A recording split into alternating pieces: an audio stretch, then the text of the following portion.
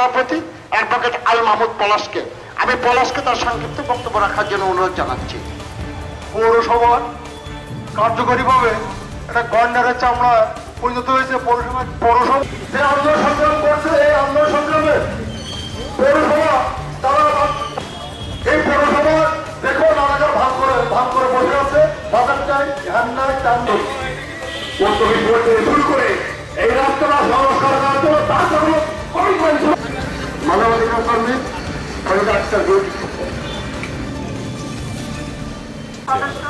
এবং এখানে পৌরসভায় অনেকে তো বললো 1 সপ্তাহ সময় দেওয়া হয়েছে, 1 সপ্তাহের ভিতরে। তাই যত তাড়াতাড়ি হোক কাকে বলবেন? পৌরসভায় কোনো গার্জেন আসে বলে আমার মনে হয় না। তাই কাকে বলবে এবং এই রাস্তার জন্য আর কত ধিক্কার দিতে হবে এই পৌরসভাকে থেকে আমাদের এই অঞ্চলের সমস্ত কিছু যাতায়াত আসা যাওয়া এবং কলেজের মতো একটা বড় অত্যন্ত সকলেই বলেছেন যে এর গুরুত্ব জায়গায় আপনার রাস্তাঘাট, বাড়ি ঘর বা বিভিন্ন ব্যবসা বাণিজ্য সবকিছু প্রসারিত হয়ে দাবি নিয়ে মানববন্ধন করেছেন। আমরা অনেকেই আমাদের কাজ বন্ধ করে